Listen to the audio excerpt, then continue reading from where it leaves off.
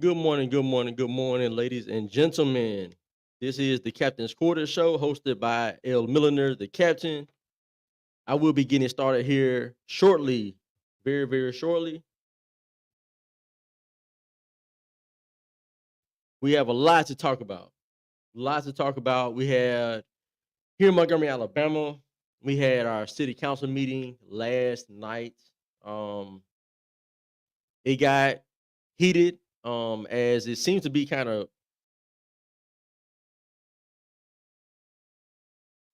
getting that going to go through that city council meeting. Going to recap it, talk about some things that were said from concerned citizens, city leaders, and also talk about what was said as far as city councilmen and city councilwomen. All right, and also in Montgomery, Alabama, last night there was a mass, apparently like a mass shooting. Three individuals are deceased from that shooting, from that incident that happened on Troy Highway at a Hispanic store. I do have the news story. I'll bring that up and talk about that in detail as well. But so much happening, so much happening. But hey, good morning to everybody. It's Wednesday, it's hump day, halfway through the work week for all those who work those office jobs, right? Those city jobs, state jobs, Fed jobs, bank jobs. Y'all got the 9 to 5, right? The Monday through Friday. So shout out to y'all. And shout out to everybody else that's doing the service industry, retail, right, and so on and so forth. Now I'll be getting started here momentarily, but like I said, a lot to discuss. And when I discuss these things, I'm going to be specific in what I'm saying and who I'm talking about, right? So I'm gonna say the names of people that are in my eyes, they are the people who we need to be looking at. They're the people that are responsible for handling certain issues and certain um incidents that happen, or at least and prevent them from happening as well. So I'm gonna say names, and it's just how it's gonna go. I have an open door policy here at the Captain's Quarters Show. I have the link. Matter of fact, let me find it. Let me put that up there because this is the link to join the show. So if you disagree, if you have a grievance of some kind, if you would just want to talk about these crime issues that we're having or education issues that we're having, whatever it may be, you want to speak your mind about it, you can use this link to join the show. Um, yeah. So I'm gonna leave that up there for a little while at least. And I'll put it up there ever so often just to remind people that hey, I have an open door policy at the Captain's Quarter Show. There's the link if you want to hop on and discuss a grievance or um some type of issue that you may have with me or about anything else that's going on within the city, the state, or the country, whatever it may be. Whatever it may be. I did reach out to Councilman Rondé Mitchell. I heard that he was on. Well, I didn't hear that he was on. I heard him on Kevin's show this morning, Decisions with Kevin Elkins, on the radio, and um, he was kind of talking about the issue, the the three individuals that got killed in his district last night on Troy Highway. And so I reached out to him and invited him to come on here to discuss, that as well. But he just texted me back and said he was in a meeting, so I'm sure, I'm sure you're gonna be probably meetings all day. But like I said, man, I reach out to people. So I reach out to people. I ask people have whatever discussion, whether they be politicians, whether they be average Joes, uh, average Ginas, whoever, business owners, nonprofit individuals, whatever it may be. But anyway, I will be getting started here momentarily. Also, let me go ahead and do this little plug. As you come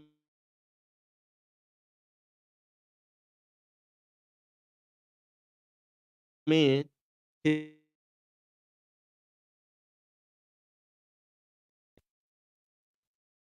So as you come in, hit that like on Facebook and also go to the Captain's Quarter Show Facebook page. Hit that like, hit that follow. I would appreciate that. If you're on YouTube, hit the like and hit that subscribe. I think I'm up to around 873 on my subscribers, man. So I'm trying to keep that going, get up to that 1K. Um, yeah. So on the road to that. I got a bunch of new followers and people that like the page over there on my Facebook page, the Captain's Quarter Show. Shout out to each and every one of you. Hope y'all tune in to this show as well and share it as well on Facebook. As you watch it, share it to your page. That helps the algorithm. It helps it be more noticed and accessible to other people who may not be aware of this show. And sets me apart from other people personally is that like I'm just an average Joe person that's married, got a family. I have children that go to school in MPS school system, right? I grew up in MPS school system. I went there from K through 12. So I'm a person who's been boots on the ground when it comes to coming up the way I came up in the environment that I came up in. I have a more unique view of a lot of these issues than a lot of people who are kind of came up in a better environment than I did, more stable environments than I did. And so their views of things are a little bit off to me compared to how I view it, right? Because I came up in it. So it's a difference. And on my show, it's about talking about issues honestly and just keeping it real and not playing political games to where I just speak on something because it's convenient for me to speak on it at a certain time or something like that.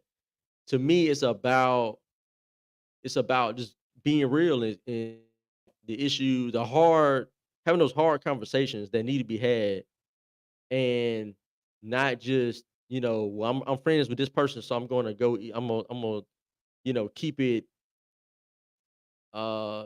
PG, right? It's too much of that going on.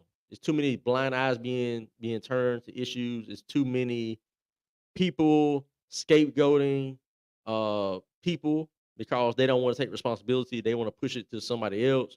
The way I came up is like I literally was taught that um when you do work, when you do your job, you want to be able to sign off on it. At the end of your job, whatever task that you were given, you should be able to sign your name on that task is to finalize it. Like you did that.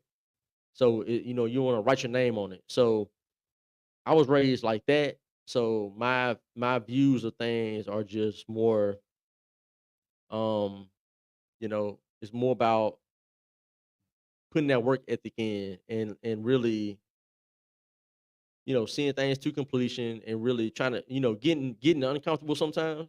Sometimes you need to be uncomfortable to make things more comfortable down the road. So, but anyway, my show is having these conversations, being real. I have an open door policy, so I have all kind of people on the show. I don't care what background you have. Um, I'm not afraid to face whatever somebody has to talk about or what they have to say. I'm not afraid of that, right? Within reason.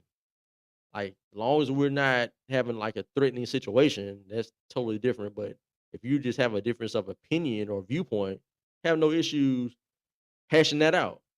Um, but that's what this is about. It's about having those conversations. It's about getting out, the information to people, the news to people, and then giving my commentary, my honest commentary on whatever said news issue, hot topic, whatever it may be, right? And as it relates to faith and politics. So that's what my show is. Um, in a kind of a nutshell. But let me go ahead. I'm getting these videos set up and everything. And then if y'all call me, just know I'll hit you back. I'm on here, so I can't just answer the phone like that.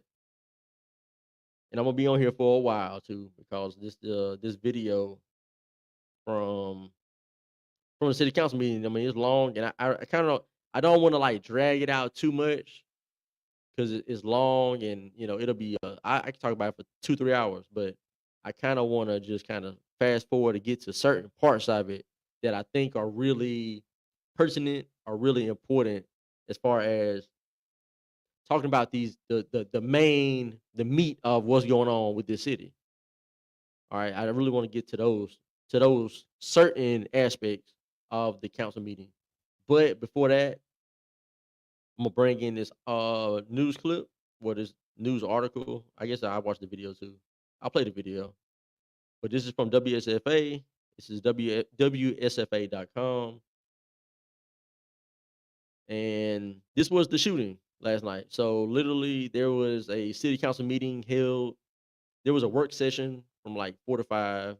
And then at 5 o'clock, the city council meeting began. And this is this shooting happened almost like during that time frame. It's really crazy. Let's see here. I'm gonna play that here just shortly. Y'all give me a minute. Give me a minute.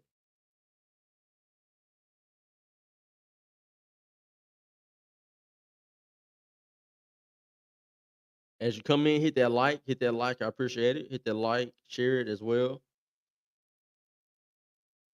That helps the algorithm.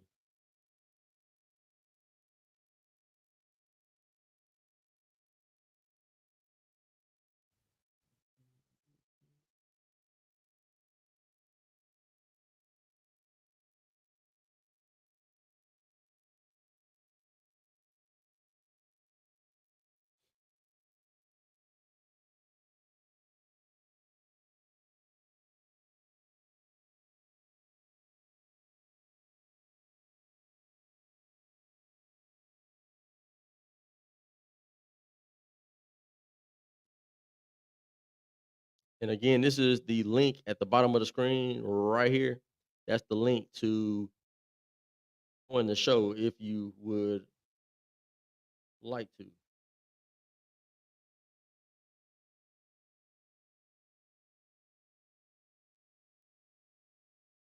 Let's see.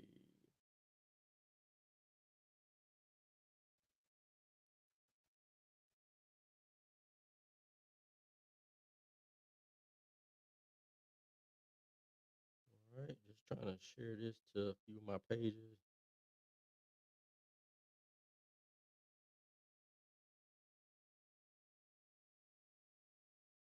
Man, I heard this morning. Let me take that off for a second. I heard this morning that I heard somebody talking about the oh,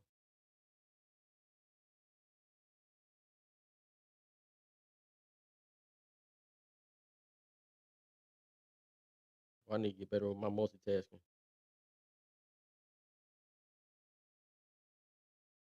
But I heard on the radio. So I was listening in to Kevin's show on the radio this morning, and I was telling y'all about Aronde Mitchell was on the show. He called in to the show to discuss the shooting that happened in his district on Troy Highway last night. And I heard other people that called in speaking about the crime in Montgomery and how Reed is not the person that's really responsible, or he's not solely responsible and that type of thing. I'm seeing so many people say that it's like this it's just like circle the wagon mentality that's going on where people don't like they're gonna really have Stephen Reed's back no matter what. And he doesn't take responsibility for what he's not doing or what he's doing that's not right. But people are going out of their way to make sure that he's not blamed. He's not looked at in any kind of negative light. And I had this interaction with somebody as well. So not only am I hearing the people calling the radio show talking about this and turning blame away from Reed, but and I'm seeing other people having conversations, but I'm having conversations with people online. And I had an interaction with a man who I've seen his name pop up a whole lot. I'm not sure exactly what he does here in Montgomery. I kind of think he had something to do with politics, perhaps, but he he kind of I'm gonna read what he said without really showing it. Um, but he just was it was all about you know taking up for Mayor Reed. Stop being so critical of Mayor Reed. Don't have a critical spirit. You know, when you're being critical of somebody, then you can't see the solutions that need to be put in place. Just talking like that, it's like, man, that sounds really good. That sounds so articulate and so just well said and intellectual and all that stuff. But you're not being real. You're not being honest. And this man is a so-called Christian, right? This man is a believer. We supposed to be on the same team. But you got me saying Mayor Reed is not taking accountability. He's not taking responsibility. He's pushing blame to everybody else but himself. But when it's something positive, something that puts him in a positive light, like some kind of new businesses coming to Montgomery, he takes all the responsibility for that. He gloats in I had these meetings and I set this up and now they're putting, extra $15 million into this city, into our development, into our growth. It's all about him then. But when it's something that has a negative light on him to where, hey man, you're not doing with your job right here. All of a sudden, it ain't his fault. It's nothing. He can't do that much about it. That's out of his hands. It's funny how that works. And this guy who I was talking to, I'm pointing that out to him like, yo, you notice he keeps on saying it's not his fault when it's something negative, but when it's something positive, now all of a sudden he's taking all the credit for it. He's taking all the credit for it. And he still he ain't getting it, man. He's too beholden to that that attachment to Reed because maybe I don't know if it's skin color thing. I don't know if he went to high school with him or something, went to college. I don't know what maybe they're both Q dogs or whatever their fraternity is, right? Get all them running packs. But like, I don't know what that is. But he's not the only person like that, but are like that. They are gonna do everything to circle the wagon of protecting Mayor Reed from the backlash, from people just keeping it real and trying to hold him accountable. All we want out of a mayor is have better communication, let us know what's happening, let us know the status of certain things, like like when there's crime, like let us know, um like the situation last night, right? 3 people got killed in one place. He showed up. He actually went to the scene. When I'm gonna play the video here momentarily, I promise I'm gonna get to that. He went to the scene though. But how many other incidents have we had of multiple people getting shot, killed? How many people have we seen get stabbed, beaten up? How many stores have we seen get robbed? How many individuals have gotten robbed? How many individuals have been carjacked? How many individuals have had their homes, their businesses burglarized. How many people have we seen have issues in this city? A grandmother got killed in her own yard. Innocent person just outside. Somebody comes through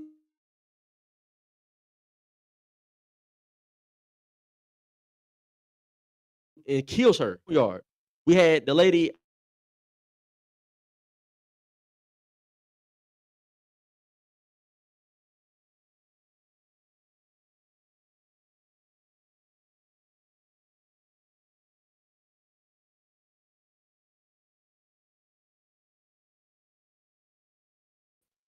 The news is saying that the shooting happened downtown. No, it didn't happen downtown. It happened over here. It wasn't even close to downtown business district. Like that's what they're all about. It's all about push blame from us instead of just saying, "Yo, condolences, man. We are sorry to hear this." None of that. They don't care. They do not care. They just want to look good. This is what people don't. They're not understanding. They want to look good. It's not about really tackling crime. Now, with all that said, 'cause I'm ready to really get to that city council meeting because there was so much not said and there was so much said that was just a bunch of filibustering, a bunch of malarkey and deflection. All right. So, but first thing first, let's go to this news article from WSFA, and let's listen in to this news story.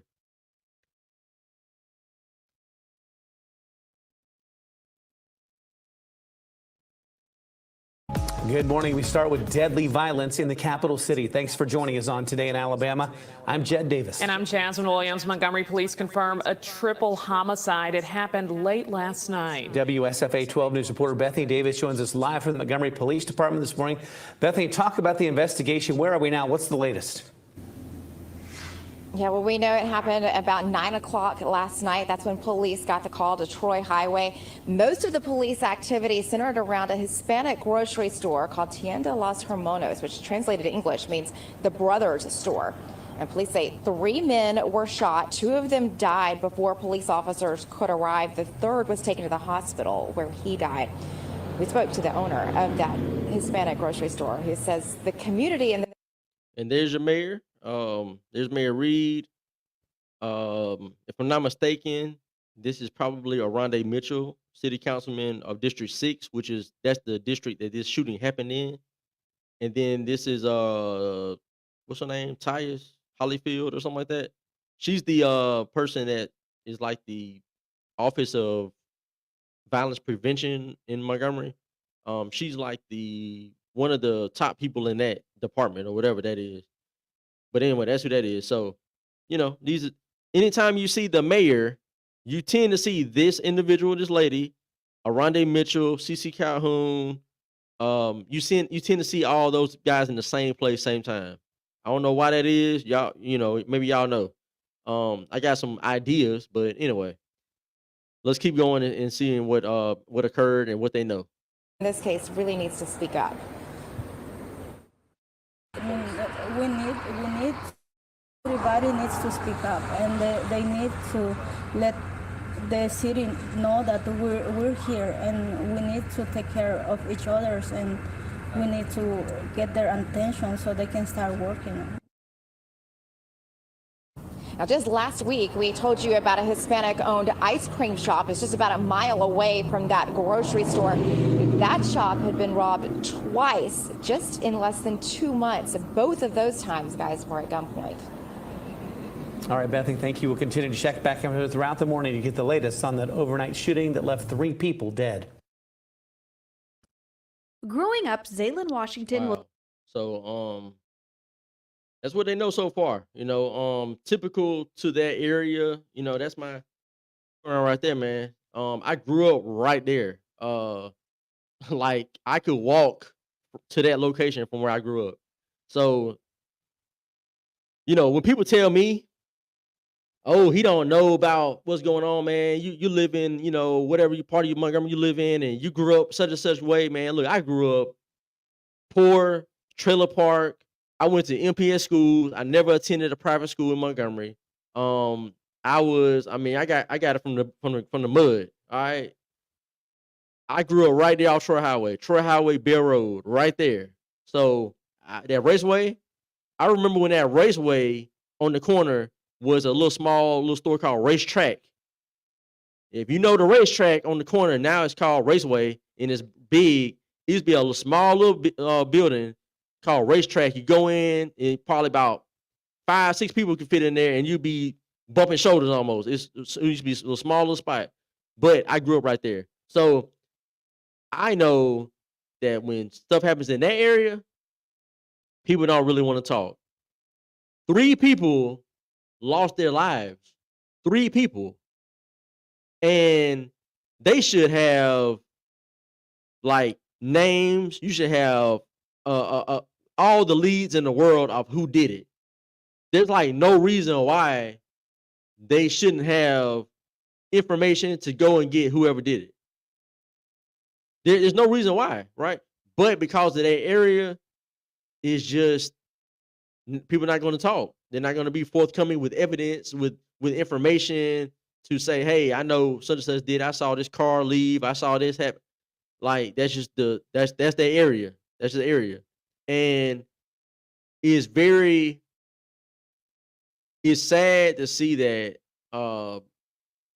so many people who are business owners, people that are seemingly trying to do the right thing and take care of their families, are having these issues where their stores getting robbed, where they're being burglarized overnight. They're having this happen where they're getting killed. The owner, I think it's the owner and his son, and then maybe a customer got shot as well and died. That's heartbreaking. Imagine being at your job and then something like this happens. It's one thing when people are into it with another person or group of people in the streets and they had an issue and things bubble over, right? They boil over into a knife fight. They get in, somebody gets jumped and beat up or shot or whatever the case. Then it's kind of like you actually have an understanding of, well, it got to this point because of the other issues they had going on. But when you're just at your job and you just work and then this happens, that's the worst type of situation. It's worse when you're just minding your business and you get killed. That's worse. That's worse. And my heart goes out to them, and I heard them talking about this situation this morning on the radio, and they said about how the Hispanic community is seemingly being targeted.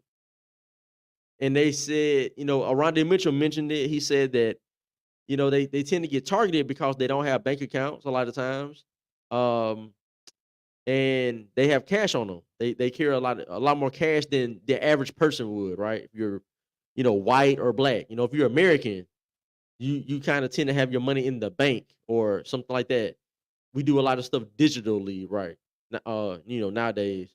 But they do everything cash for the most part. And I know this just from working retail for a decade.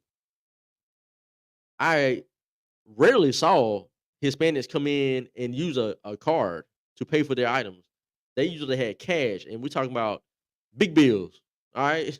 Like it was nothing to see them carrying like $1,000 cash. And it's like, I'm like, do y'all not know where you are? But anyway, but they kind of, so they're doing these things, and now here's the thing. Why are they carrying cash? Why don't they have bank accounts? Do they not know what bank accounts are? I'm pretty sure they know what bank accounts are, right? They have banks in Mexico and Guatemala and other Hispanic countries, right? They have banks. So we can't say, oh, they don't know what that is. They're not used to that. No, they know what that is. Why aren't they using them? Okay, here's the issue we get into. Maybe because a lot of them are illegal. So if you're here illegally, maybe you don't want to have a lot of a trail of a digital footprint, right? Where you can be located, your bank account can be, you know, seized or whatever the case is. Maybe that has something to do with it, and which leads to other issues.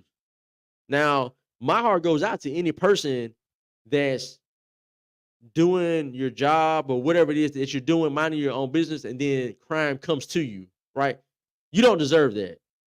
I will tell you that you don't deserve it.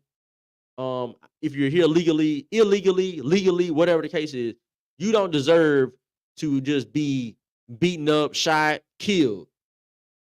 I've never advocated for that. Now, what I will say is you shouldn't be able to operate your business if you're here illegally. You have no paperwork. Okay?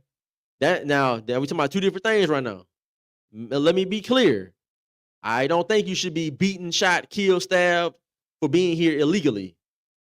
But you should not be here illegally in the first place.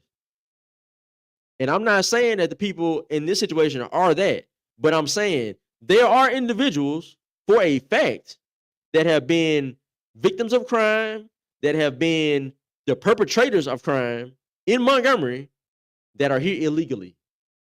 That's a fact. And I'm saying they shouldn't be here illegally to begin with. That's a whole nother issue that needs to be handled. All right? It needs to be handled. It's not okay. I can't go to Mexico and just do what I want to do in Mexico. I couldn't do that. They locked me up. And their laws are way stricter than our laws when it comes to foreigners. Just saying. Just saying. Their laws are way different. Try going over there and getting locked up and trying to get out. It's going to be hard. Now, let somebody come over here and get locked up. It's a whole different situation. It's a whole different situation. But that's addressed. But I heard Arande talking about it, and I'm like, man, yeah, that's what he's saying it without saying it, right? He's playing that role, that politician role, so he didn't want to just kind of say that, but he was alluding to they don't have the bank accounts, they carry all that money on them, which makes them more of a target because they don't want to have a bank account. They want to have that money on them. They want to be able to send that money to their families and wherever they're from and all that type of stuff, which is, understandable. But that's just another piece of that. I just be that one person that says that part about it. Don't come here illegally. I don't care where you're from. China, Mexico, Guatemala, Canada, France. I don't care where you're from. Don't come here illegally. Come here the right way. And you won't have any issues. But it's not okay for somebody to go somewhere, take advantage of their system, take advantage of the people, not have to pay the same taxes. I mean, just you get benefits that us Americans don't even get. That's not right. It's not right. Period. It's not right. Period. People say I've heard it many times. Oh man, you got to have a heart for them because they're trying to leave a bad situation and come to America and do right. I have no issue with a person leaving their home country that they are not happy with to come to America because we're a prosperous nation. Understand that, but don't sneak into the country. Don't come here illegally. Don't sneak in. Don't come in and then use our resources. Or we have to take care of you.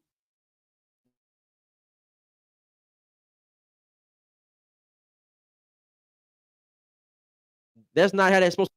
It's not how that goes.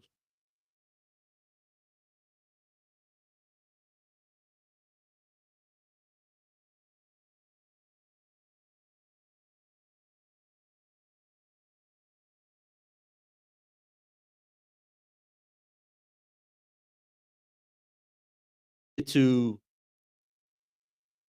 let me read a couple comments real quick, and then I'm gonna get to that city council meeting video and 'cause I got so much. I'm gonna go through it. I'm gonna take my time and go through it. Um, but let's see here. Cedric Kohler, what's up, Cedric? Thanks for tuning in, man. I appreciate it. Globalism is diluting the value and power of American citizenship. There it is. There it is. He also said they're very educated in how to stay off the radar. Yep. And not only are illegal aliens, I almost said illegal citizens. That's an oxymoron. Illegal aliens, not only are they, versed in it, how to stay off the radar, but there are organizations that literally help illegals come here illegally and stay off the radar. They should be like, that shouldn't even be allowed in America to have an organization, a nonprofit, or whatever type of organization, for profit, nonprofit, and then aid in a person breaking the law. That's like imagine you had a nonprofit organization that recruited and taught you how to rob and steal. Does anybody find that would be in support of that? Would you want your dollars going to an organization that would teach people how to rob and steal? No, you wouldn't, right? Because breaking the law, you're harming other people. But when we look at illegal aliens, illegal immigration, all of a sudden that's different. It's like, why is that different? It's still the law. The law is come here this way. Your name, we got a social security number attached to you. We got, you got to come here and get you a driver license. You got to come get your green card or whatever it is. We have a way of tracking you. We know you're here. You're not just here and you're just a ghost. You're just a ghost. That's not how you run anything. You can't just allow a ghost to be here and nobody knows anything about this person. They come and do whatever they want to do. And then they can just head back to their country and flee and hide out and then come back over here when things, cool down enough. It's so wrong. And Cedric said that's right. NGOs helping bring in people seeking asylum, quote unquote. Yeah. Yeah, this is a huge issue. And see, this used to be an issue that only Texas, California, New Mexico, Arizona, they tended to see these issues. Now you're having these issues in Chicago, New York City, Alabama, Georgia. You're having it all over the place. There's like really no part of the country that's not affected by just the mass entrance of illegal aliens. I mean, it's people don't understand the money that it takes to take care of these people. And that's a whole nother aspect of it. It's wrong for a person to break the law to come here. Then we got to school them so they can still go to school. We're funding their education. How much sense that made? You're gonna pay for the education of a person that's not a citizen. They have there's no reason why they should be here right now. But we're educating them. Our own American students don't know how to read, write, and add and subtract. But we're going to bring in a person who doesn't speak English, teach them English, and educate them in math, reading, writing, and all the, like, what are we doing? This is, oh, man. Also, drug cartels have hubs in every American town and city. They push the majority of the crime because it is connected to their drug trade and their gangs. Blue city mayors like Reed refuses to acknowledge this. There it is, man. You know it. You know it. Let's see here. And then they're strategically transporting these people to places like Alabama, Georgia, Florida, and Texas to swing the vote in the next generation. Their next generation will be citizens. There you go. Because all it takes is what? You come over here legally, a pregnant woman, she leaves her home country, whatever that might be, China, Mexico, whatever country that it may be. She comes here pregnant, right? She's illegal. She sneaks in. She delivers her baby. Her baby is what? American, because the baby was born in America. Right? There's so many like little loopholes to this. And now she, she could be deported, but are they really going to deport her? Because I mean, that'd be inhumane, right?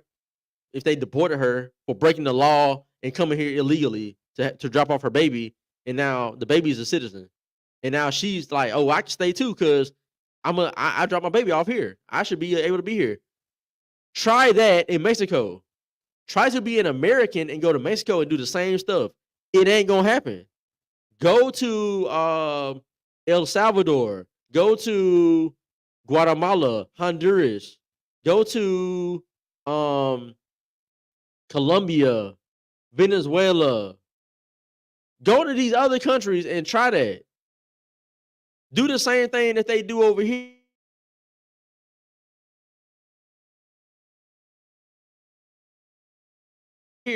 That we allow. And it's crazy because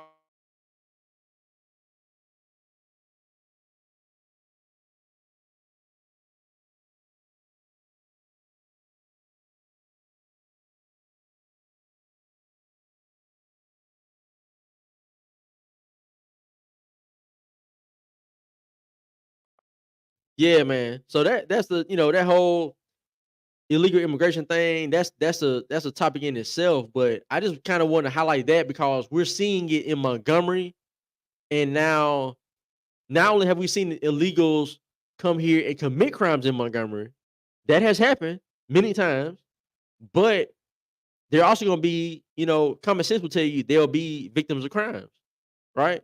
So, but if they weren't here illegally, then it wouldn't have happened either way because they wouldn't be here. So we need to kind of address it. My heart goes out to people that lost their lives. I don't know I don't know their status. I don't know if they're citizens, illegals. I don't know what's going on. I just know they didn't deserve to be killed last night at their place of business. That's all I'm gonna say. I'm gonna leave it at that. Now let me bring in the city council meeting. And we got to go through this because my gosh. Man, I watched this and I was like, yo, how come they're able to just say this stuff with impunity? This is just lie. I mean, just lie, deflect, and all that. But anyway, let's go. Let's get to this. Let's get to this. All right. This is the Captain's Quarter Show. I am your host, L. Milliner, the captain. We're about to watch the city council meeting from last night, Tuesday, June 4th, 2024. Now, we're going to begin with the Montgomery City Council work session. Now, in the work session, we're going to have about 4 individuals that are going to speak, right, to the city. You got Jamel Brown, Charles Lee, and that's my dog. And then you got a lady named Rebecca Baker, and you got another man named, I think his name is Spencer, something. Forgive me, I can't remember everything. But so we're gonna hear them speak, and then we're gonna go to the city council meeting, which follows this. And I think it was some parts in that I want to talk about too. But this right here is gonna be this one here got crazy. So let's get it started.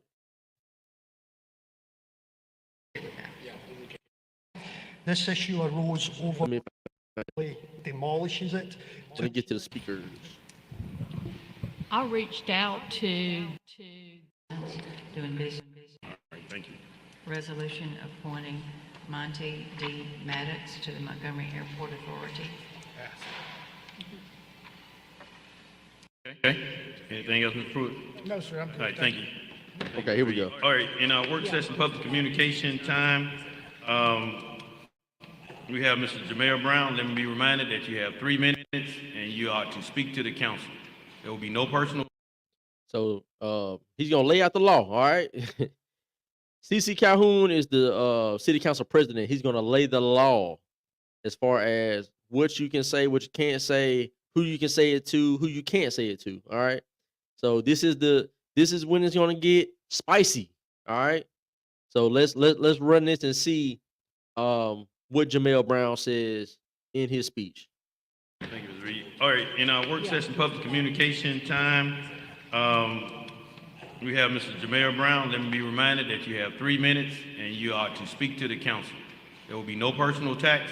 Just speak to the council as we move forward. Thank you. Thank you, Mr. President. What I'm going to say today, I may get a lot of phone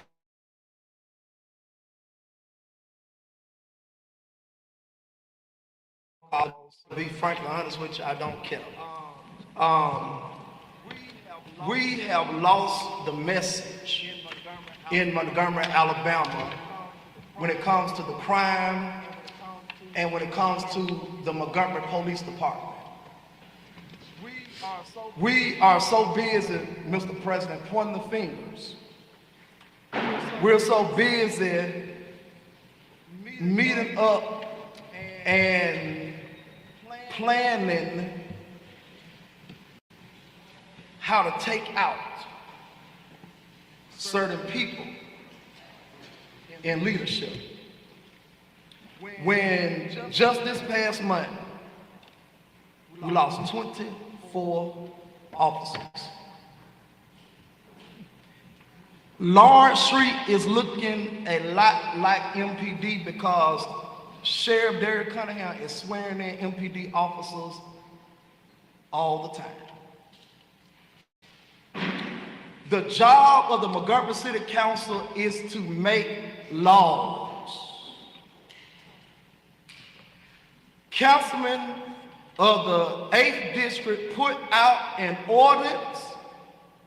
He stepped out on leadership, and you had one councilman bagged up with other council members, which I think it was political, and put that ordinance back in, that bill back into committee. Now, do I want to see the mayor, Mr. President, do and say more? Yes, I do, because he's our leader. But you 9 council members hold a lot of responsibility too, because it is your job to create the laws. The money is there in the budget, and none of you all are stepping up and doing what you were elected to do. The councilman in the 8th District put the bill out there. You had a council member saying, we don't want to raise no garbage taxes. What is wrong with this council member? You can give it 2 years and come back and revisit it if you want to. Let's give Montgomery Police Department a raise across the board so they can go out there into the streets and fight crime like they supposed to do. Now you can smile and you can grin because I know you don't like me, but you need to use that gavel. You need to do your job. 1, 2, 3, 4, 5, 6, 7, 8, and 9. Thank you. Your time is up. Thank you. Mr. Charles. So, I mean, he was talking specifically about an extra fee that was supposed to I guess get passed as far as when it came to the sanitation, and they're pushing for different fees, different taxes, different ways of bringing in revenue to boost up the police department, right? Because we're so shorthanded.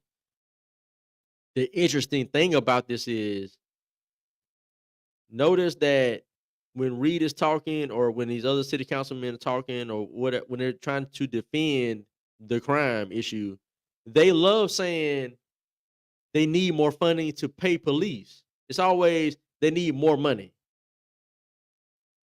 But I thought we didn't have an issue. I thought Reed said crime was down.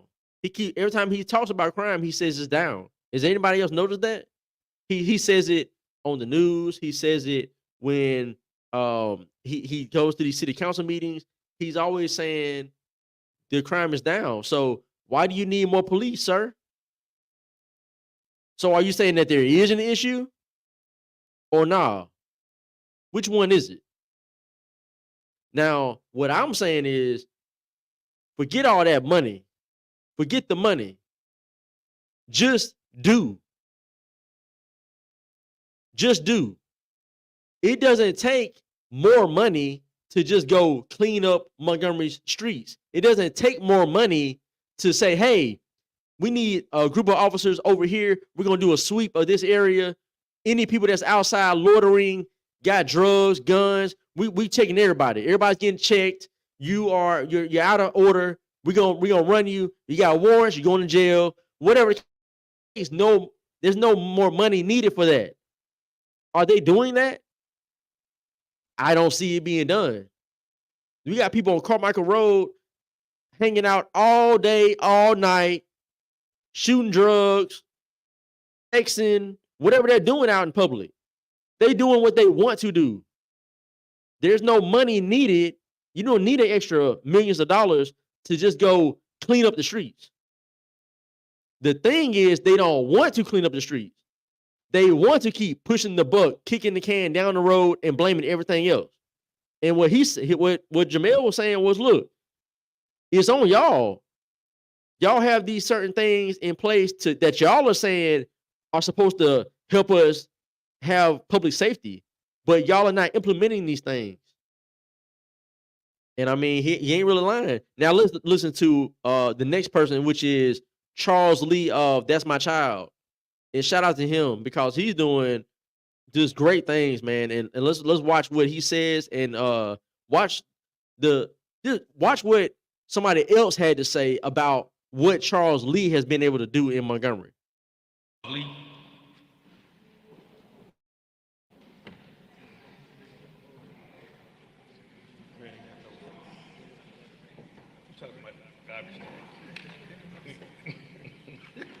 Hey, how y'all doing? Hey, Mr. Lee. For the record, I know we got 3 minutes, so I'm gonna try to keep this good and brief. So I'm sure y'all already. And also, as y'all watch this, pay attention to the time. So when he first got up there, I'm gonna go back to it so we hear it. So everybody's on the same page. You're gonna hit the beep. When the beep starts, that means his time has started. You get 3 minutes to speak. Now watch this and tell me when his 3 minutes are up, if he's done talking or not. But let's watch.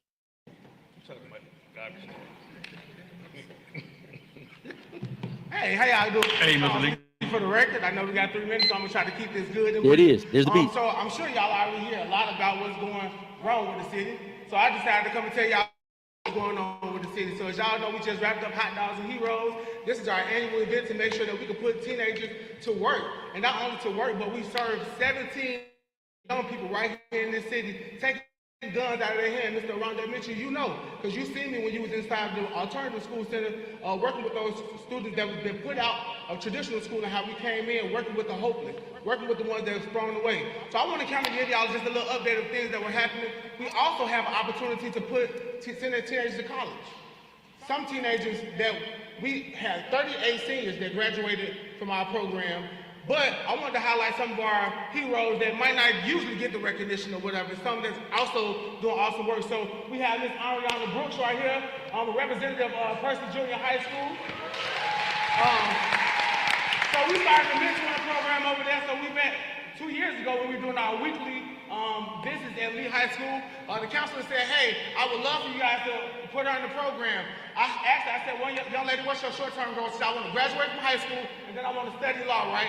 And so going on to that, I said, well, look, I need your graduation ticket. Whenever I get you to graduation, I want to make sure I get a graduation ticket. Well, by the end of the school year, the teacher was saying, the counselor said, man, she's not going to graduate. She don't got enough credits and things like that. She came and said, Mr. Lee, I'm dropping out of school. I'm done with it. I said, you owe me a promise. that you said you was gonna give me your graduation ticket. She went back to school, finished this year out, and I got my ticket, and she just graduated from Robert E. Lee High School. Next, we got Mr. Max. Mr. Max came to us 4 years ago in 9th grade. His father was going through some hard times. He came from Mexico. When he came to the program, he wasn't really versed in English. He couldn't really speak good English. He was like, Mr. Lee, and when he interviewed at the restaurant, I said, why should I hire you? Then I just got done talking about that. And I talking about this young man, his family might have came here the right way. I don't know. But what I'm saying is a lot of people that come here to America, they don't know English. They have to learn English and they get schooling. Just keep that in mind. Try going to another country and doing this. It's not going to work out the same way. I said, Mr. Lee, because I'm going to work so hard and I'm going to give you 110%, right? And Mr. Max not only became one of our managers at our all teenage ran restaurant, training hundreds of students in employment. Mr. Max has worked his way up to our student board president, which he currently serves at right now. And Mr. Max graduated from Magna High School, and he is headed off to Montgomery University. Not only have we partnered with all of the traditional schools here in Montgomery, but we also partner with private schools, so like Value Cross. You guys know about Value Cross. We partnered with them 2 years ago with our teams to work, and we went over there, and first thing came and said, Mr. Lee, I want a job. Put him in our job teams to work program, started working, got a job. He's been on his job 2 years, and not only that, but he just graduated from Value Cross, and he is headed to the Alabama State University, so y'all can give it up for Mr. Karen.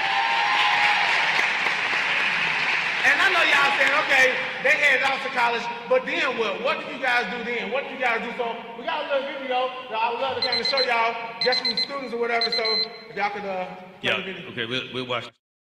Y'all heard the beat. All right, his time is up now. Now let's see what happens.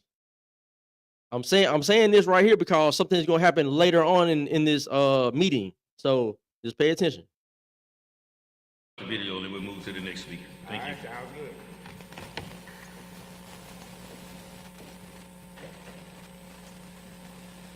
Hello, my name is Javon J. Freeman. Thank you for your investment in That's My Child. Helps to send young people to college, just like myself. I went to Philander Smith College and got my bachelor's in science. I then attended Duke University School of Medicine and got my master's in biomedical sciences. And now, ladies and gentlemen, I'm graduating from Howard University College of Medicine with a Doctor of Medicine degree as Dr. Freeman. I matched into pediatrics and I will be starting my residency program at Duke University.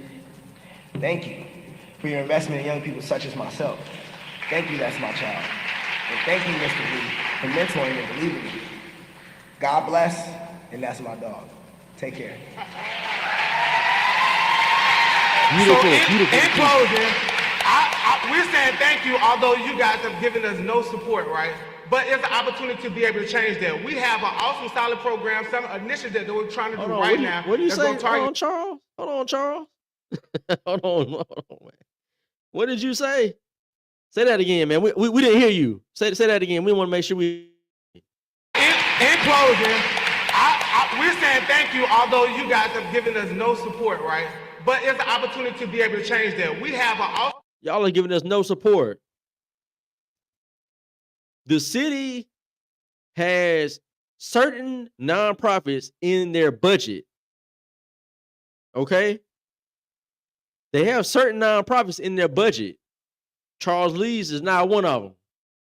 And I would argue his nonprofit is probably if not the best, is up there as far as seeing results, seeing positive results. So why is his not in the budget? Awesome, solid program, some initiative that we're trying to do right now that's going to target young guys with guns and try to work with you guys to make sure that we can clear up some of this violence. I would ask you guys not to play politics and not to try to choose sides, because me and this guy, whatever we got going on, we can figure it out ourselves. In fact, we have lawyers that help us talk it out every day. So I just ask you guys to partner with us and stop playing politics, and let's get this city back to where it needs to be. Thank you, sir. sir. Have a great day.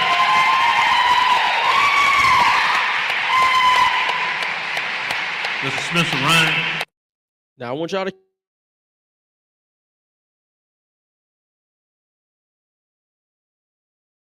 We went over there about a good 2-3 minutes. Keep that in mind.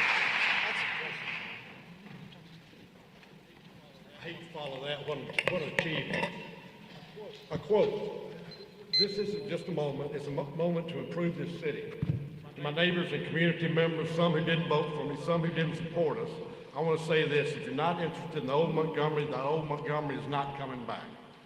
Mayor, we believe that. A safe city is not on the horizon due to your lack of leadership. Hey, as you come in, hit that like, hit that share. I do appreciate it. This is the Captain's Quarter Show you're watching. I am your host, L. Milliner, the Captain. Now, this is another speaker at the work session at the City Council meeting downtown last night, June 4th, 2024.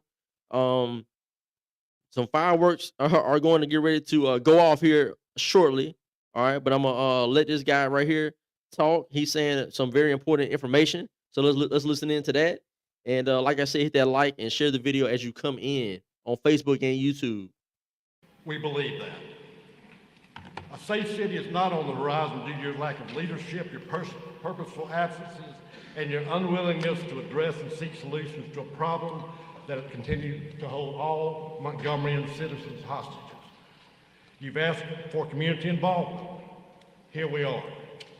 You have concerned citizens, accurate sheriff department, troopers, and FOP statistics. You have ER trauma doctors and nurses, stats, and more. You have victim family stories. You also have a shrinking MPD. 23 or more resigned in the last 2 months. Troopers and sheriff department haven't become involved in your city due to little or no police presence. 400 tickets written in East Montgomery recently by outside law agencies. We have a council president that inquired about ceasing community comments at council meetings. And where have you been? You and your staff seem more and more concerned about the number of homicides and the exact location rather than the number and accuracy of the real shootings in Montgomery. Chip, you can spin those numbers and information, but you cannot spin the truth. This is Spin it, Chip. Mr. Captain Saver Mayor. Chip Hill, that's who you're talking about. Chip Hill, who's the chief of staff for Mayor Reed. Keep spinning them facts. That's all y'all can do over there is just deflect and spin facts. Because y'all don't want to look bad. That's what it's really about. Unacceptable and is unsustainable. As it stands, we're losing confidence in this administration, Mayor.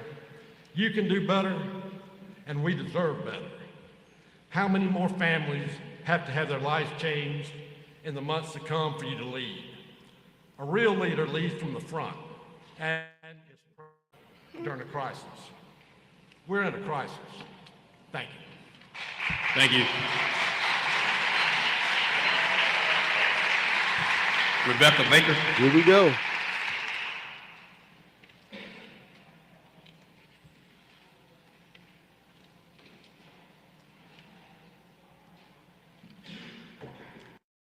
All right, so let's check this out now. This is when the fireworks are gonna go off. All right, it's gonna be the 4th of July up in there. It's gonna be the 4th of July on June 4th. All right, let's check this out. Now he's gonna start the timer, and she's not gonna start talking about her speech. She's gonna turn her back and celebrate some kids that are there. And so, but he's gonna start her time up so it takes her time away. Now let's watch it. Good evening. I'm going to ask for a second that I not be timed while we recognize some of these students back here, because that is amazing. I agree with you, but you're on the timer. You're on the timer. Thank you. You're on the timer. Okay, well, I asked not to be. Thank you.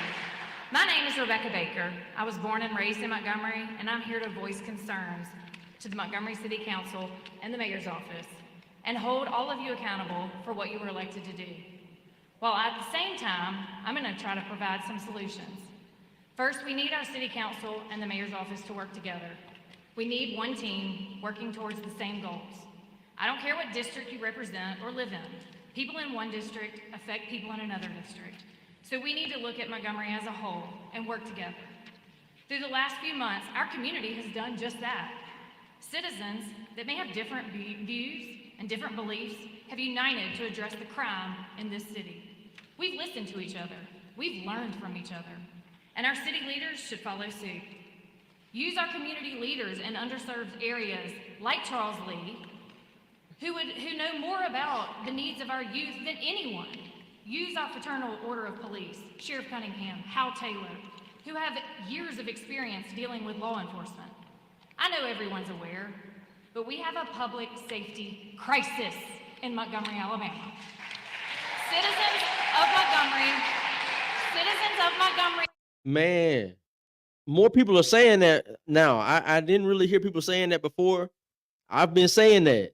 This is a crisis that we're having right now, but it's not being looked at that way by our government. They're not looking at it that way.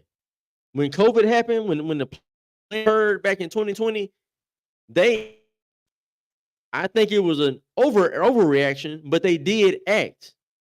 But when it comes to the violence, man, we're gonna have meetings, we're gonna have summits, we're gonna send the acting chief over on a field trip to Fort Worth, Texas, to learn how to be a police officer.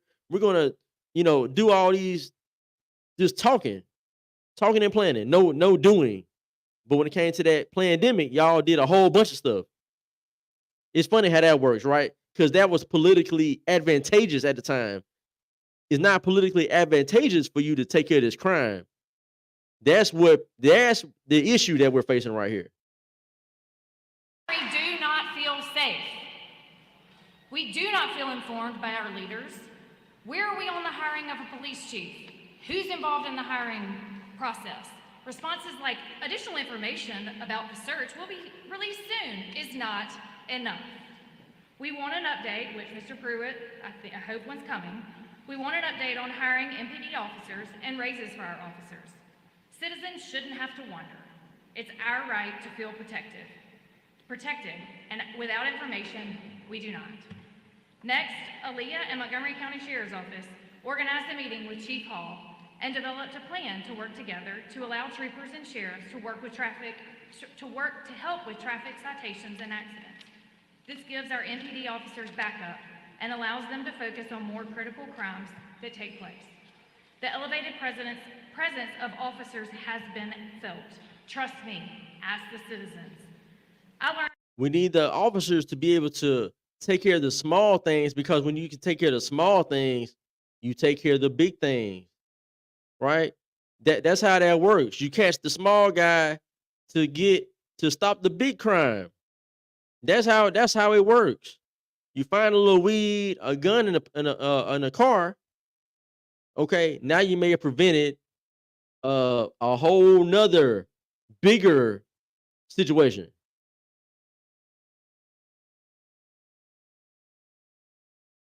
Right? When people was whining and crying about, man, they ain't really seen you in jail for no little weed. You had guns, you probably had pills, fentanyl, and everything, some of everything else in your car. You ain't getting 20 years for having a little weed. That ain't happening. When you have a gun in association with your weed and you're a felon, or you got some prior or something, now you got issues. All right, that's against the law. But the thing is, they have to be able, MPD has to be able to take care of the small things. They don't have time to. They don't have the manpower to. So while she's talking about the state, Aaliyah, she's talking about the county, they're having to come in and fill the gaps. And, so far, it ain't working, right? Yeah, so far, that's not working. Personally, I will lay out my plan a little bit later. I'm going to let her finish up, but I'm going to lay my plan out of some things that need to happen immediately. But I'll get to that. Let's keep going with Rebecca Baker. There were over 400 citations written last week alone. What a blessing the Sheriff's Office is for paying overtime for 30 days to help our city. But then what happens? We cannot let this lapse after 30 days. What's the plan? In April, at a press conference, Mayor Reed stated we had 293 officers but would like to have 350 officers. I would hope the budget includes money for those additional officers. So why can't we use the budgeted money to continue to pay the sheriffs for that overtime? If indeed we hire more MPD officers, then we can reduce the amount of overtime we're paying the sheriffs. I leave you with this. A WSFA article from 3 years ago in June of 2021 quoted Mayor Reed saying, We will make sure this city is a safer place. I want y'all to hear now. Her time just went off. Let's go back. Her timer went off, and she's gonna keep speaking for like maybe like 20, 30 seconds, and then he's gonna like just demand that she stop talking. But y'all remember when Charles Lee, hey, all respect, I'm not nothing against Charles Lee, but I'm just saying they weren't consistent with what they're claiming that they want to do. They want to keep the rules, right? But when Charles Lee was talking, he got like an extra 2 to 3 minutes after the timer. Now, does she get the same? Let's listen and see. Officers, then we can reduce the amount of overtime we're paying the sheriffs. I leave you with this. A WSFA article from 3 years ago in June of 2021 quoted Mayor Reed saying, "We will make sure this city is a safer place. That this city is better maintained, and whatever it costs in order to do that, then that's what we're going to do." Please report to Mayor Reed that I, along with other citizens of Montgomery, am holding you accountable for this. Thank you, Ms. Barker. That's your time. It's Baker, but I'm not done. You're done. These are your words. You have a crime You're done. problem. Thank you. Now, Hey, I need let's to have get her work removed from the and council address some of chambers, this. please. You're done. She was like, what, 20, 30 seconds over her time. And now, hey, hitting the gavel, you gotta stop talking. Huh. I don't know what the situation is. I'm not sure exactly why he didn't have that same energy with Mr. Charles Lee. And personally, I don't have an issue with somebody going over their time, but I'm saying he's trying to use the rules against her, but he didn't do that with everybody else. And she ain't even go over her time as much as Charles did. That I just find that very interesting. And look at the aggression. This man lost his mind because she went. Was it something that she said? I'm just wondering. Was it something that she said that got you so you got your panties in a wire, sir? What did she say that triggered you? Your time is up. I was. Your time is up, ma'am. Your time is up. Because you don't like what The I thing, said. no, Thank the you. things that you're talking about is about respect and doing what's right. You don't want to respect rules. You don't want to respect. You don't either, sir. You didn't respect the rule earlier. You didn't respect when Charles Lee went over his time. You didn't cut him off at all. You didn't cut him off. He said everything he wanted to say in the time he wanted to. He had he had certain things he wanted to say. He said those things and then he stopped talking, but you didn't cut him off. You're over your time, sir. That's enough. You didn't do that. She goes over 20 seconds and then you're hitting the gavel. Ma'am, you gotta stop talking. Escort her out of here. She's not respecting the rules. You not either. So I mean, this right. Do as I say, not as I do, but do as I say. That's how y'all operate. Respect rules. You don't want to respect rules. Any council have anything else? Any council have anything else? Work session is adjourned. And then that's when they cut it out. They cut the live feed. You know what I'm saying? That's man, this is how they work. This is how they operate. They operate like this. They don't want certain people to say certain things. Like they just really don't. You know, and hey, I commend every last one of them. They said things that needed to be said. They really did. They said things that needed to be said. Now, let's go and look at I'm gonna watch this video that I haven't even seen. I haven't watched this video. This is gonna be my first time seeing this video. Now let me find it.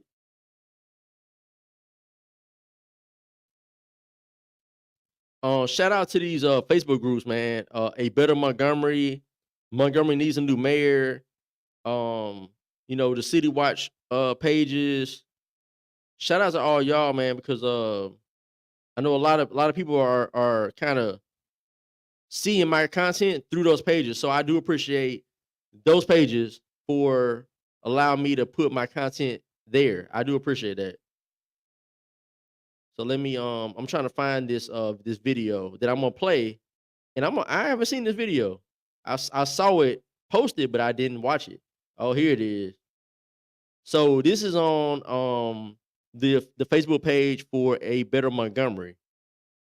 And I'm gonna share this and we're gonna watch this together because I haven't watched this. So I'm gonna watch this right speaking after the city council meeting and talking about, I guess, the violence or expounding on something. I don't know. Let's see what he's talking about. Let me see. Let me make this page bigger if I can. Okay. Let's get a little sound. Able to watch it virtually. Thought it was a productive meeting. I want to thank our president, C.C. Calhoun, for leading that. You know, tonight I asked our city council to invest an unprecedented $6 million into community violence intervention. Hold on. So you want $6 million? You want $6 million to do what exactly? What would you be able to do with $6 million that you can't do right now? Y'all see how this works? It's always the solution to our issues, whether it be education, crime, I don't care what issue is going on. Their solution is always more money. Every time there's a solution, it's always money involved. They need more money, more taxes. They need to set up a fee, to extra fee on sanitation or extra fee on this. We need more money. Every time. And people went out there and voted for the freaking property tax last year.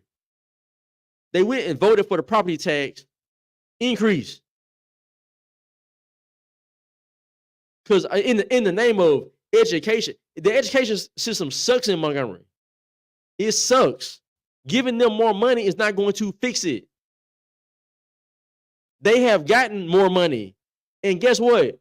MPS still sucks because there's no consistency. There's no standards. There's no real consistency when it comes to discipline within the schools. There's no expectation of a standard. The standard changes from child to child. They got so many issues that money won't fix. But here he is talking about $6 million to do what exactly? Let's listen, Mayor Reed. Tell us, enlighten us on what you're gonna do with $6 million to fix Montgomery. Hopefully, we will call on the county as well as the state to assist us in this endeavor. Much like we do economic development for the benefit of our city and our region, we believe that investing in a safer community provides the same outcomes. And so by asking our city council to consider it. Man, all you gotta do is give them, hey man, in order, it's like people in church or something. Like, give us all the money you got, and that'll ensure that our city moves forward. That'll fix our problems. You know, if you need to get right with God, man, just give him all your money. Like, what is that? But that makes no sense. Like, why would you just give money to whatever entity and that's supposed to help you or help your city? Other people who don't care anything about God, they don't care anything about this city moving forward. Their only objective when they wake up in the morning is to commit crime, steal, rob, sell drugs, whatever their case. They wake up with the mentality of I'm gonna do whatever I gotta do to get to where I want to go. If that means killing somebody, so be it. You mean to tell me that you want to like rationalize with those people to say that you want to tax them? Do they even work?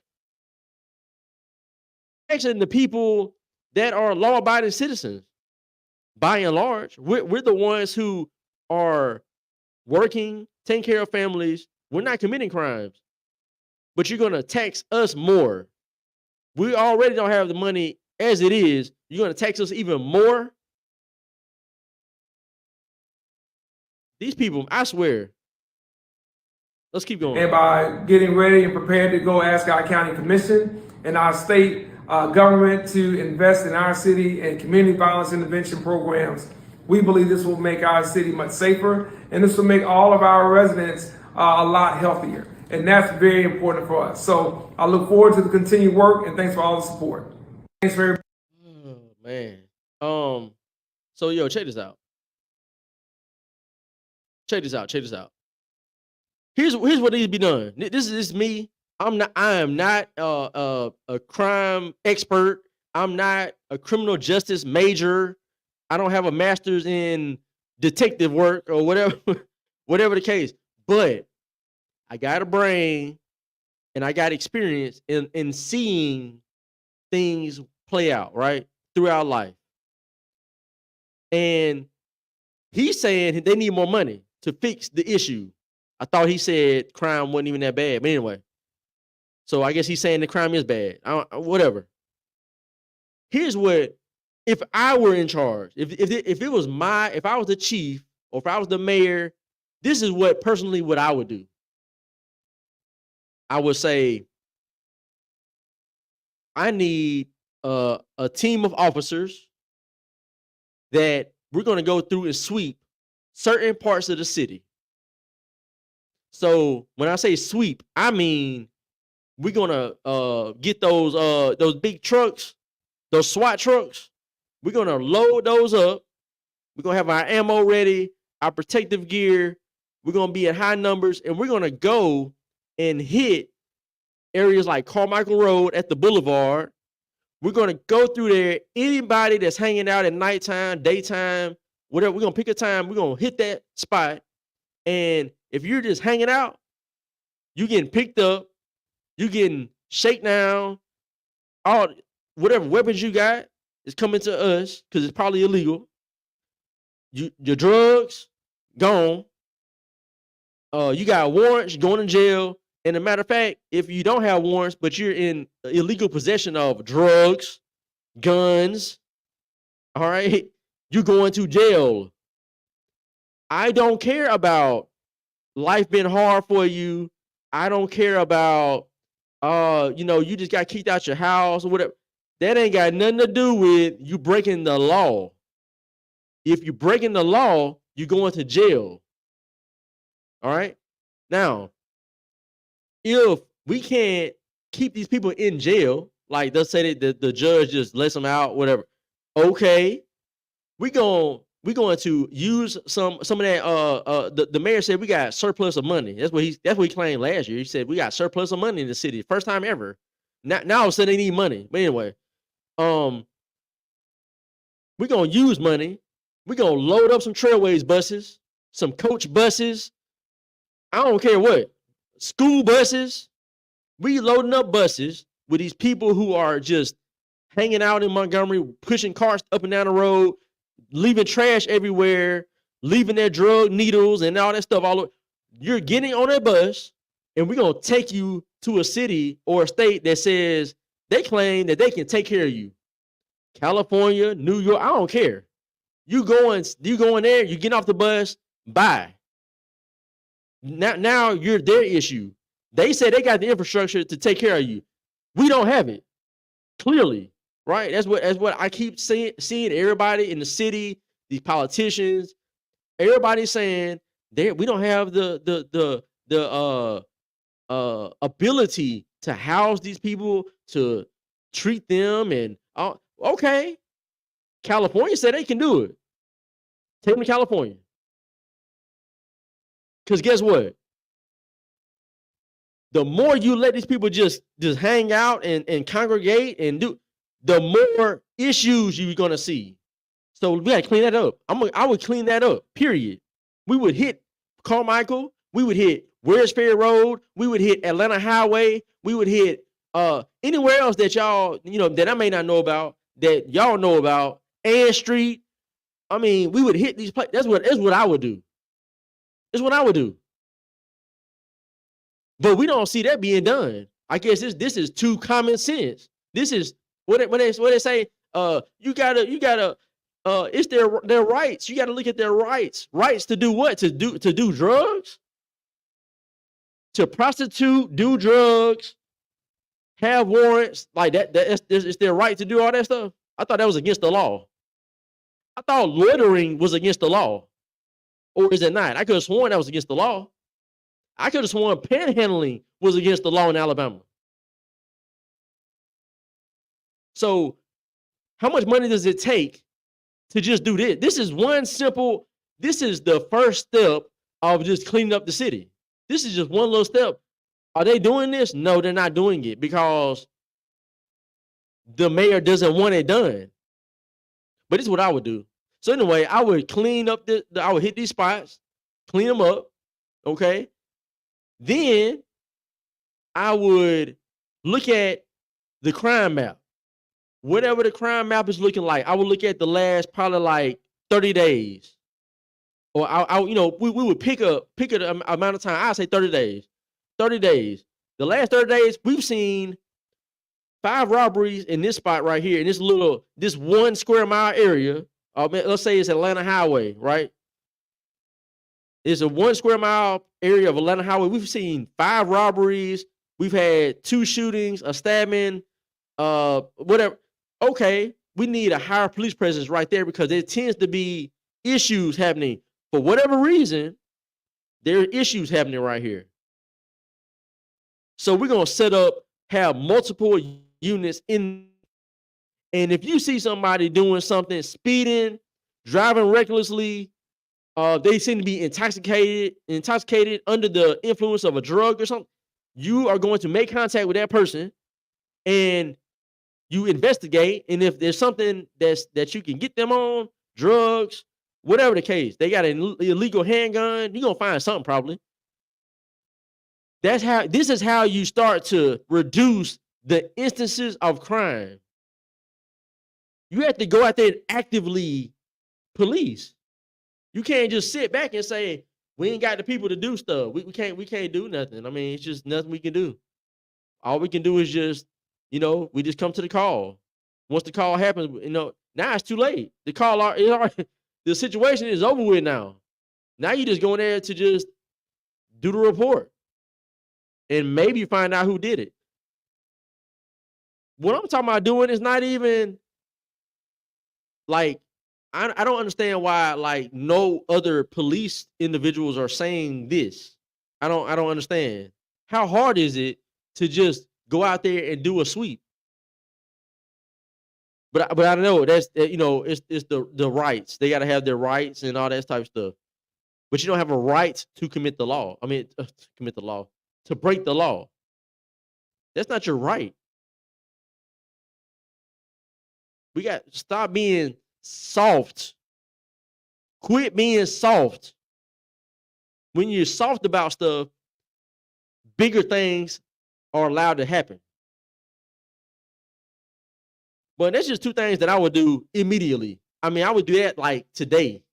If I was in charge. If it was me, I would order my acting chief, all right, Mr. Soft himself. My God, man. Look, the guy that's acting chief right now, he's probably a great guy, probably a husband, a father, man. No, I don't mean personal disrespect to the man. If you're going to be in that role, man, you got to have a little bass in your voice. You got to say stuff like you mean it.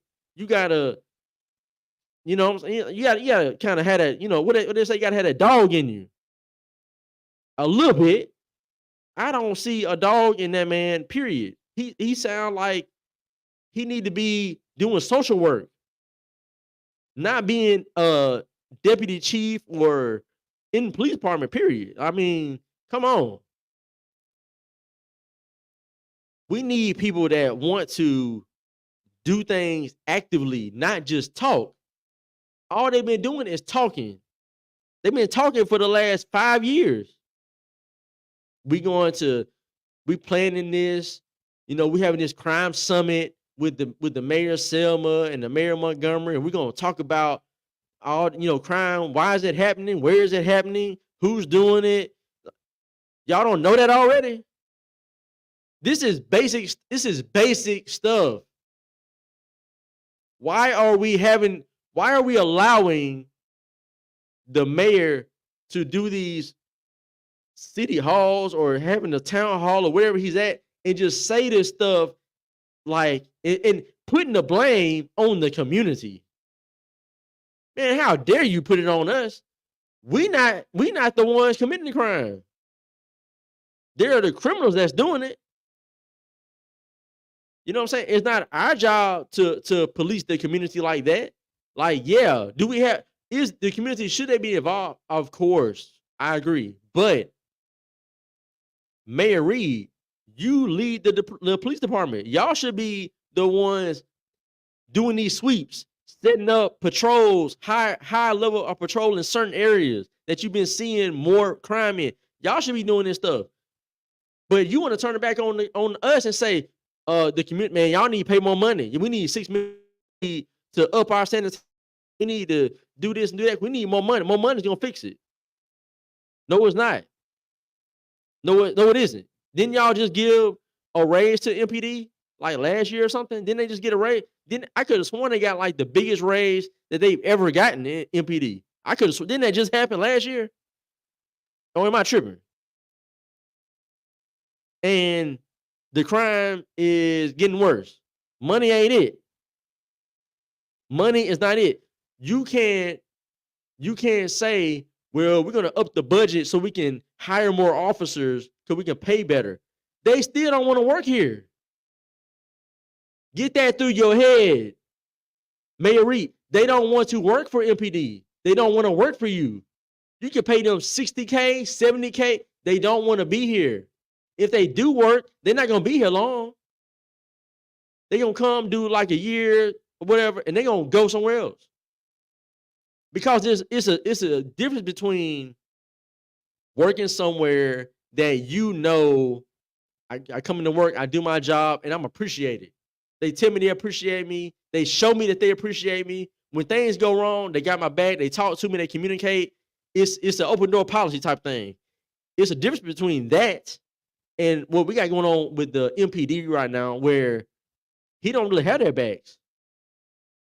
He only had the chief's backs. Chief Finley was forced out because he was trying to keep order within MPD. He was trying to be fair within MPD. And Mayor Reed didn't like that. And then he hired his brother-in-law, cousin, whatever the man was, Chief Albert was to him. He had to be some kind of relation. All right. I mean, allegedly they were related. That's why he even knew about him. But anyway, he hired him in with his whole checkered background in New Orleans PD. He came in with all kind of issues, and then he gets into some hot water, allegedly some sexual misconduct. And then what happened to him? He got forced out too. We went through 2 chiefs in the last 2-3 years. That sounds like a boss issue. Before Mayor Reed got in the office, we were pretty stable with who our chief was. We were pretty stable. Before Finley was there for what, 6 years or something like that? Before him was what, Chief Murphy? He was there for years. It wasn't like he was here for like 2-3 years and Ty Strange ran him off. Like, that's not how that worked. We had chiefs that were in place for a while. Now, all of a sudden, they can't stay in place. That sounds like Mayor Reed issue again. But all he does is deflate it to it's everybody else's issue. It's the push that permitless carry. We wouldn't be seeing the gun violence we're seeing. And we're seeing it in states where there's a permitless carry, constitutional carry. They're having a lot more gun violence. Quit lying. Montgomery in 2013 had 50 homicides. 2013.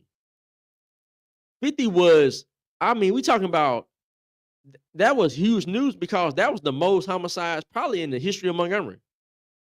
If not the most, it was the most that I had ever seen at the time. I was what? I was like 25. And that was the most I had ever seen. 50.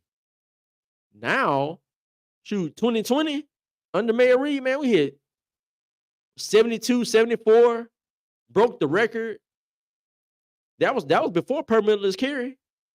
You had to have a permit at the time. We broke the homicide record. Then 2021, we broke that record. Had almost 80 homicides. 2022, it was about 65. We still over that 50 mark. And guess what? Montgomery had more people back in 2013 than it's got now. So statistically speaking, we should have less homicides happening now because we have less population. I mean, I'm this stuff is crazy. This stuff is ridiculous. But it's permitless carry. That passed last year. Last year, January 1, 2023 is when permitless carry passed. We was already breaking records before that. You can't blame that. You can't blame the state. You can't blame the county. You can't blame it. You can't look at nobody. You can't look at Trump. It ain't nobody else's fault. It's the local government's fault. Mayor Reed, you run Montgomery, right? You said, I run Montgomery. I run MPD. I'm the CEO of the city.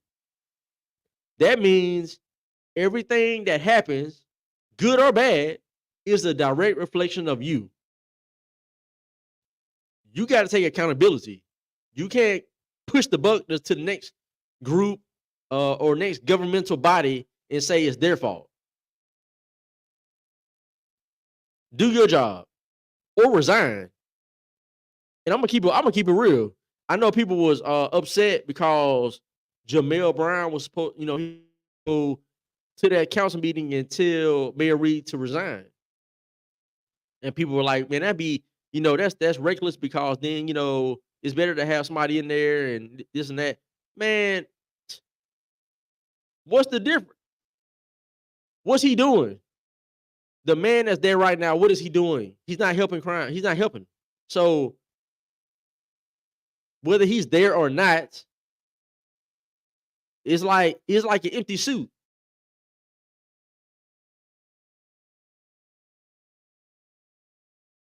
Do is get rid of Mayor Reed. Mayor Reed has to go. Has to. We almost kind of got rid of him, kind of, sort of, but not really. But he was running for that. He was going for that D2 spot, that District 2 House of Representatives.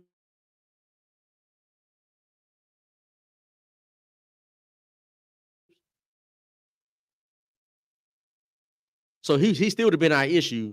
He would have been a bigger issue. I mean, far as state law, but yeah, man, this that's the thing with him. That's the thing with him. He's about economic development. He wants to bring in. He don't care nothing about small businesses. Okay, it ain't about small businesses with him. Y'all notice he likes to highlight and talk about. I brought Amazon. I brought Meta. I brought what's the other one called? Mana Bottling. I brought this. It's all about these big time corporations, these hundreds of millions of dollars or whatever. Like, it's all about that. It's about that type of things. He wants to gloat and talk about that. And see, that's what he wants to build his resume on, so that the guys in Washington, when he's wanting to do certain things, he can tout and say, hey, I brought this right here to Montgomery, little old Montgomery. And so that can move him up the ladder. But stopping crime is not gonna move him up the ladder. He's not trying to be a chief, a deputy. He's not trying to be in the FBI, nothing like that. His thing is economics. Now, he claimed when he ran for mayor, he was going to be tough on crime, but that was just all talk, because not only has he not been tough on crime, he has been god awful on crime. He does not even care about it, to the point he's allowed the panhandlers to take over, the vagrants to take over. He's allowed the violence to just escalate and go crazy. He's allowed MPD to just drain with officers. They just leaving in droves. He's allowed that to happen. They had like 400 plus officers before he was mayor. Now it's under 300. You can argue about the number and say the number is, they'll say it's 290. I've heard as low as like 220, 230. But whatever, it's under 300. We're 100 plus, at least 100 plus down. Either way you chalk it.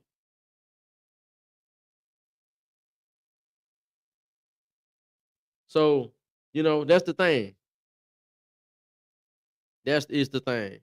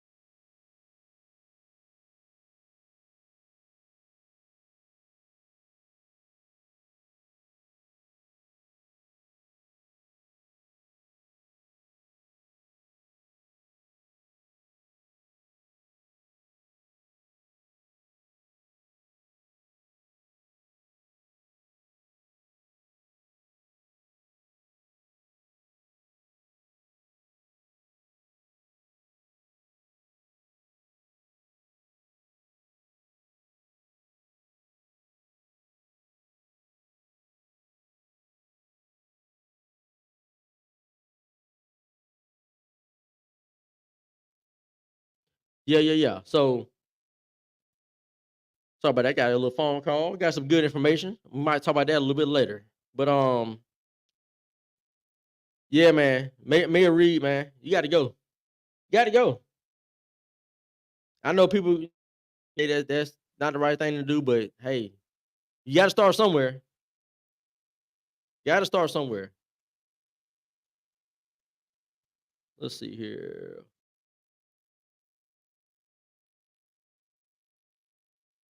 Okay, hold on a second. Uh, Hey, if you are trying to get onto the show, go to that link, and that link should bring you up so I can see you.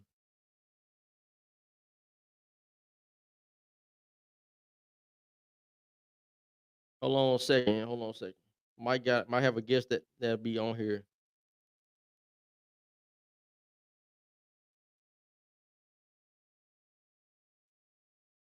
Let me try to get you on. Hold on, if you're still there.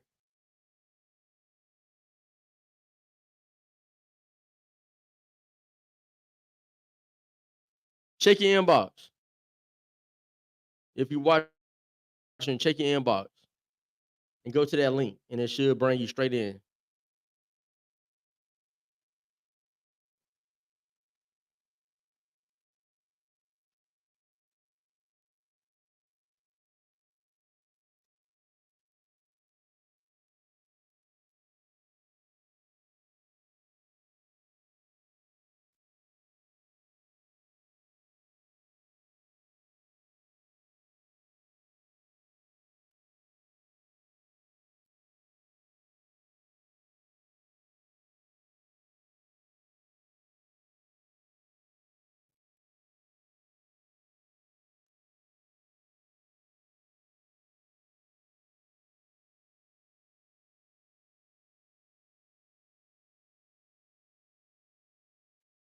So let's see. I'm trying to add somebody in. Councilman Aronde Mitchell might be able to get him on here to discuss some things. But yeah, to click on that link, or let me see, this link right here. This link right here, and I'll put that into the comments too.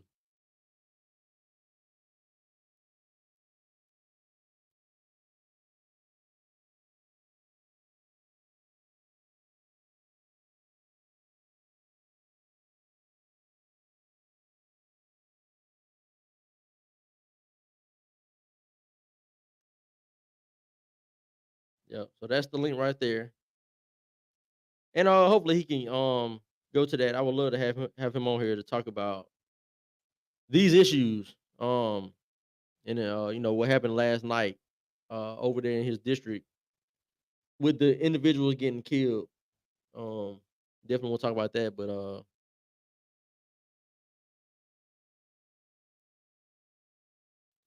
let's see here. What else is going on?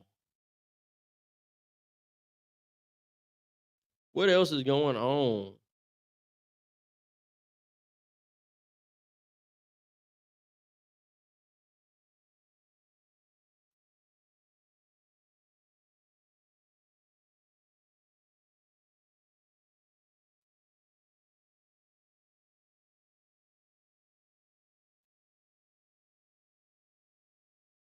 Let's see. Copy that.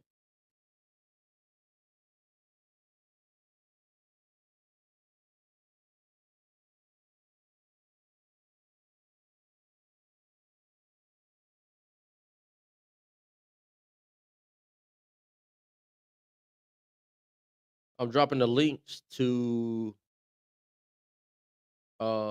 what I watched tonight. So what I covered with these stories, I'm posting those links in the comments so y'all can check those out.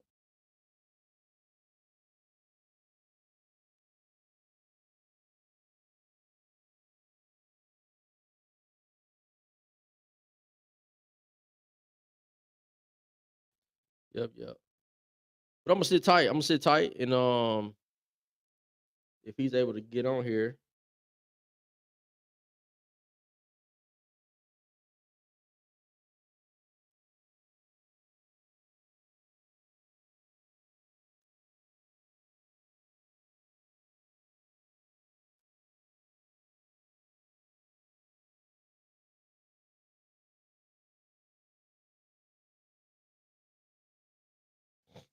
Mhm.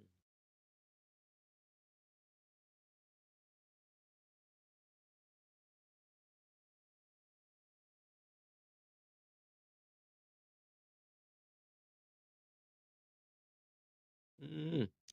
Anyway, man, what I'll do is if I get in contact with Councilman Arade Mitchell and he's able to get on here, then we'll jump back on here. But I'm gonna go ahead and wrap it up. Um, Thank y'all for being here. Thank y'all for watching. Go back, watch the replay. I covered the shooting that happened last night on Troy Highway at the Hispanic store where 3 people covered that, and then also covered recap the city council meeting yesterday evening. And that was just a wild one. And then we watched the video that I had not seen until just a little while ago, where Mayor Reed was speaking after the meeting, just about wanting more funding. All right, to for public safety and just for economic development or whatever he's talking about. But yo, at the end of the day, we have to hold our elected officials accountable, beginning with the local representatives, local government, the city, right? We have to hold these people accountable. We can't look to the state, can't look to the federal before you look to the local.